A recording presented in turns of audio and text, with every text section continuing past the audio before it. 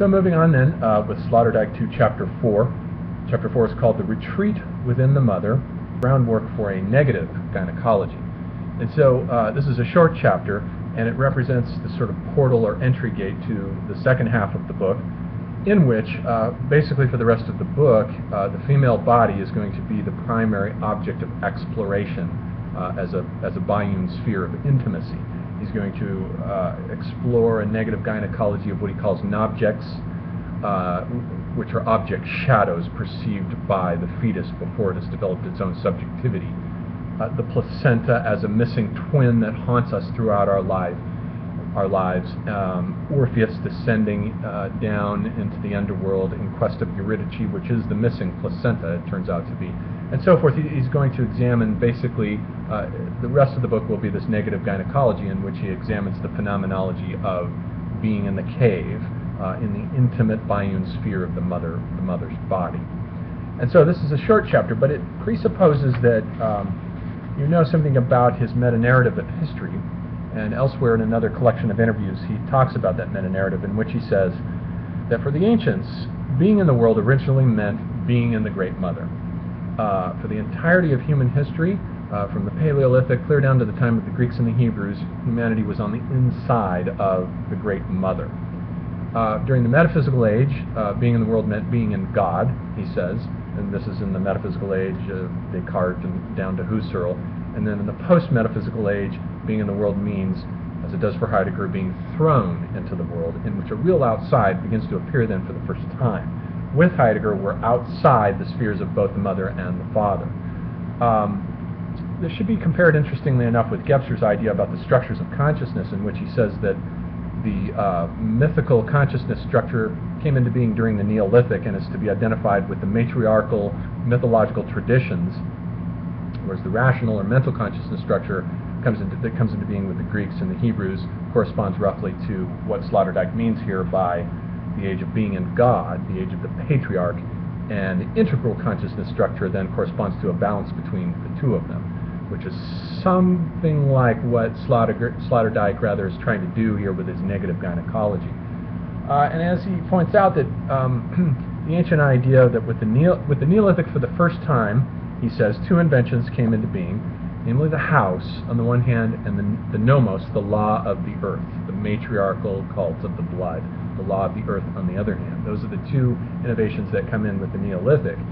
And from that point on, everything is seen in terms of uterine extensions. The agricultural fields are extensions of the uterus, and the human being is always inside of a uterine cosmos. If we think of the great mythic systems of the Mesopotamians and the Egyptians, especially the Egyptians, who had their cosmological idea of the earth as a flat island or a disk surrounded by a world-encircling ocean, and this is true all the way down to Homer, in which the world is surrounded by Okeanos, the world-encircling serpent. And in the Indian tradition, this is Vishnu resting on the back of the cosmic serpent Ananta, the milky serpent, which corresponds there in that tradition to the Milky Way. But nonetheless, the idea is that this ocean is a giant amniotic sac, basically, within which the earth is like sits and rests like a fetus, so that everywhere you look, you're always inside the mother womb in the ancients. In the tradition of Egyptian cosmology as well, we recall that for them Nut was the goddess of the starry night sky, so that you're always enclosed in the Egyptian civilization inside a mother womb. And when they would put the pharaoh inside of a sarcophagus, the lid of the sarcophagus was always analogized to Nut, the sky goddess, whereas the bottom part was analogized to Jeb, the earth god. And when the lid is put onto the sarcophagus, the pharaoh is reduced back to the status of a fetus, back inside the great mother womb, and is sent on his way to the stars, where he becomes one of the great children of the goddess Nut, the sky goddess, and so forth and so on. So there, in antiquity, the idea is that we're always inside of a great mother, long until about the time of the Greeks and the Hebrews, who were the first to begin to overturn all of these traditions and to shift into an age in which being in the world means being inside the womb of God. God now has a womb, with the idea of Zeus giving birth from the womb of his mind to Athene, Yahweh creating the world out of the womb of his own imagination. We begin to get an overturning of these ideas with the rise of paternalistic traditions, and the paternal womb begins to come in, and everything cosmologically is revised in terms of being inside the Father's mind, and the Father's mind is what is guiding and shepherding us and anchors us. With Nicholas of Cusa, we have the idea of God as an intelligible sphere whose center is everywhere and circumference nowhere, all the way down to and through the metaphysical age down into the 19th century, when with the death of God we have the pronunciation of God's death, and we are now on the outside of these two great parents, the great mother and the great father. Now humanity is a child that has grown up and is now on his own existentially for the first time in human history. And so that's the problem that leads to the spherological collapses and ruptures of the 20th century and leads to the nightmare of the 20th century with all of its atrocities as desperate attempts for the human being to orient himself in a sudden cosmos in which the world parents are gone and he's on his own. So that's the background of this discussion. Now what he wants to do is create what he calls a negative gynecology. And so what he says is that the parametaphysical age, as he calls it, which is the age of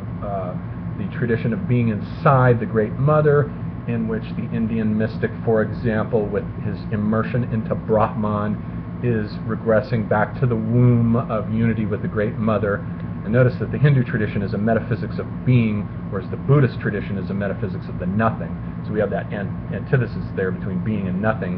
in the Asian philosophical tradition. But the idea is that the mystic is on the inside of the womb, the great cavern mother. And as Gebser said, too, in his ever-present Origin, that the problem with Indian metaphysics, as he saw it, is that it constitutes a regression and reactivation of the magical consciousness structure, in which being in the cave means being inside the womb. You're regressing back to the magical womb of oneness, in which there is no subject-to-object differentiation.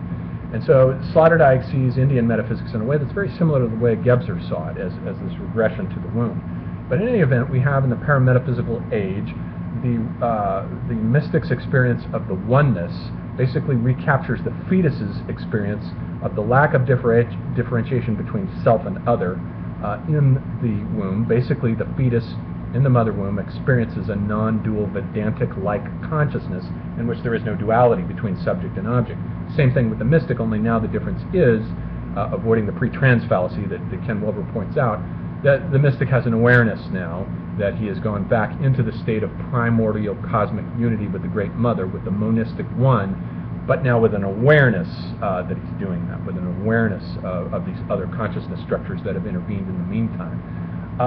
So this is the parametaphysical idea of getting back into experiencing the oneness is always a regression back into the womb, and so there's a loss of objectivity there, whereas in the metaphysical age, in the metaphysical tradition, we have the evolution of what Sloterdijk calls the positive gynecology, which is the distance objective point of view of the gynecologist, scientist, who perceives the vulva as an object that he faces and examines and is distanced from, so that it can no longer act as a sucking vortex, as the ultimate threshold through which, if one passes, one dies to one's mortal self and is reborn as an immortal. That sucking vortex-like element is gone now in the positive gynecology, in which the vulva is experienced as an object to be faced and confronted and examined in a dispassionate way. And even if you use instruments to go inside the vulva, these are still simply outsides experienced on the inside, as it were. It's still a kind of critical, detached, remote consciousness that's remote from the object. But now with a negative gynecology, what Sloterdijk wants to do, is he says near the end of this chapter, is that he wants to split his adventurous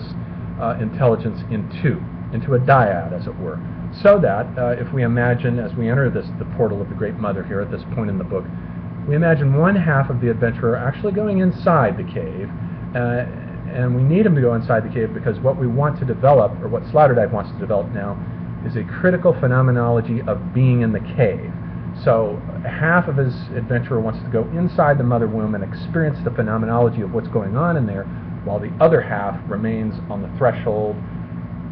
gazing at the vulva from outside and refuses to enter. But the two are dyadically and microspherologically interconnected in that they can send suggestions back and forth. The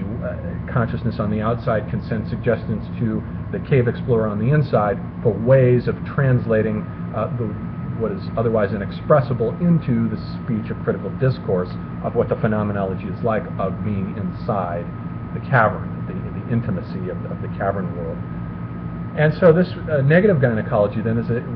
we'll see in the next chapter, will become a negative gynecology of nobjects. And Sloterdijk borrows this term nobject, which means a non-object, from the German philosopher Thomas Mako, who invented it, who saw the need to invent it because in his researches into the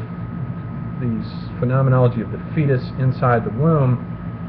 it is not clear that there is any kind of subject consciousness that has developed or differentiated at that point, so it's improper to speak of what the fetus experiences in the womb as objects: the umbilical cord, the placenta, the placental blood, the amniotic sac, the membrane of the mother's wall of her belly. These are all nobjects in the sense that they're really object shadows that are registered by the fetus, but not in any kind of objective way. But the thing is that these object shadows then imprint on the psyche and leave a kind of nobject residue for the rest of our lives, such that we carry these nobjects around with us. And the placenta, for example, will be the first experience of a dyadic microspheric biunity, that when the infant comes out of the cavern, as it were, like Orpheus coming out of the underworld, and he has to leave Eurydice as the placenta behind, there's that missing companion that always is with us, like the Egyptian Ka, that is always with us as the mysterious missing double, or the Roman genius that is always there as a kind of nobject, a psychological fact that doesn't correspond to an objective fact. So this is the negative gynecology now that Sloterdijk wants to move into for the rest of the book, and then he will begin to do that with an excursus in the next chapter on nobjects and unrelationships, which is a